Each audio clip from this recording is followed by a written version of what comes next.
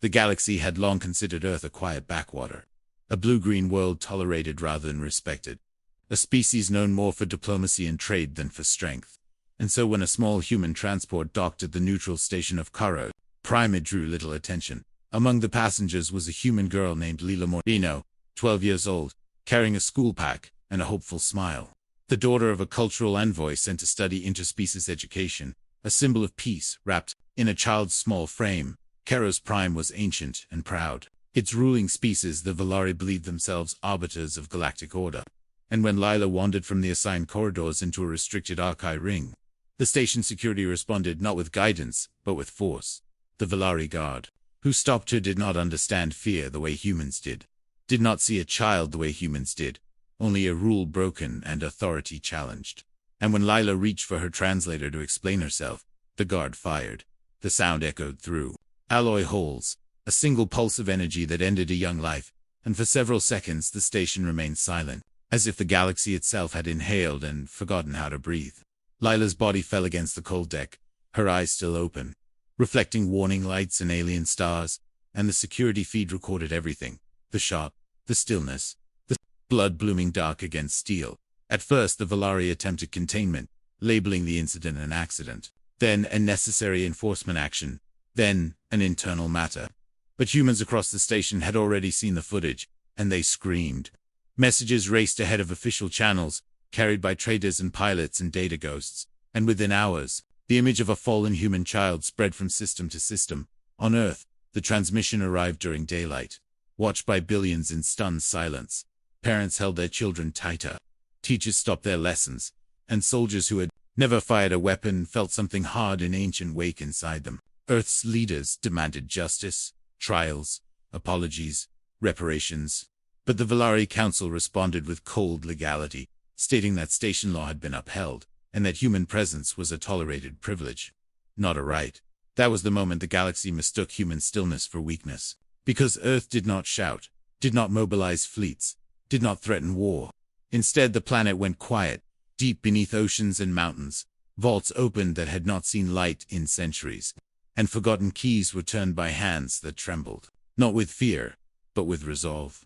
For Lila Moreno was not just a victim, she was a line crossed, and the galaxy had no idea what waited on the other side. The days following Lila's death were marked by an unsettling calm. Earth issued a single statement expressing grief and disappointment, then withdrew from all galactic assemblies. Embassies went dark, trade lanes closed, and human signals dropped to a whisper. To the rest of the galaxy, this seemed like a retreat, proof that the soft primates of Earth had finally learned their place. But among the oldest civilizations, unease began to spread. The archivists of Thale remembered earlier cycles, when young species surprised the stars, and they noted that humans had not asked for arbitration, had not begged for mercy, had not even threatened vengeance. On Earth, the mourning period was brief and absolute. Lila's name was spoken in every language, her face projected onto city, towers and rural skies, and when the final candle was extinguished, a different ritual began. Generals who had never met were summoned to rooms that did not exist on any public map. Scientists dusted off theories long dismissed as impracticable, and shipyards previously listed as museums began to hum. Humanity had always known the galaxy was dangerous, and so Earth had prepared, quietly and patiently, hiding its true strength behind layers of treaties and humility. The hidden fleet had been a myth even among humans, a contingency whispered about only at the highest levels. A force designed not for conquest but for extinction-level response. Should Earth ever face an unforgivable act, Lila's death qualified. Across the solar system, objects that had masqueraded as asteroids adjusted their orbits. Moons shifted to reveal armored underbellies, and deep space stations powered up weapons that bent physics in ways outlawed by galactic convention. The fleet was not large by galactic standards, but every vessel was built with a singular purpose. Overwhelming force delivered with terrifying precision. Artificial intelligences long kept dormant were awakened and informed of one simple truth, who was unanimous. As the fleet assembled beyond the helio, Earth sent one final message to the Valari Council. It contained no threats, no demands, only the name Lila Moreno and the timestamp of her death. The Council dismissed it as emotional symbolism and voted to sanction Earth for destabilizing trade. The vote would be remembered as the last mistake of the old galactic order. Because when the hidden fleet engaged its drives, space-time folded like paper, and the stars themselves seemed to recoil. Sensors across 1,000 systems detected the surge. Alarms rang, analysts shouted. An ancient species who had survived countless wars felt a chill they had not known in millennia. The silence had ended, and it was screaming. Asteroids, the first human warship, appeared at the edge of Valari space without warning. No hyperspace flare, no jump signature, just sudden, impossible presence. A black silhouette against the stars, then another arrived, and another, until Valari long-range sensors were flooded with contacts that violated every known rule of FASA. Then light travel. The fleet did not broadcast identification codes, did not respond to hails, and did not slow. Valari defense platforms powered up in panic, commanders shouting conflicting orders, politicians demanding restraint even as targeting systems locked on shapes that defied classification. The first shot fired by the Valari never reached its target, intercepted by a distortion field that converted energy into harmless light, scattering it like dust. The human response was immediate and final. A single vessel released a focused gravity lance that crushed an entire defense ring into itself. Metal folding, reactors collapsing, crews lost without time to scream, across Valari's space. Installations went dark, shipyards vanished, fleets were disabled before they could form up. Human weapons were not merely destructive, they were surgical, removing the ability to resist while leaving civilian habitats untouched. It was a message written in physics. We could destroy everything, but we have chosen not to. At last, the fleet broadcast a signal, not a threat but a declaration, carried on every frequency. Translated into every known language, a human voice spoke, calm and steady, stating that the galaxy had murdered a child, had denied justice, and had therefore awakened something it did not understand. The voice, named Leela Marino, and with that name came images, her smile, her school pack.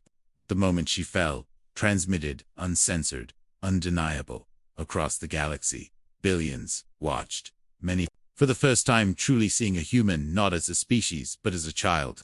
The message continued, explaining that humanity did not seek conquest, did not desire dominion, but would no longer accept a system where human lives were expendable. The Valari Council chamber shook as the fleet took orbital positions, and for the first time in their long history, the Valari felt fear.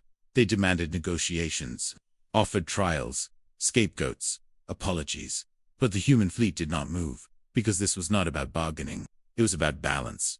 One counselor finally asked what humanity wanted, and the answer came without hesitation: justice, reform, and a guarantee written in the stars that no human child would ever be considered collateral again.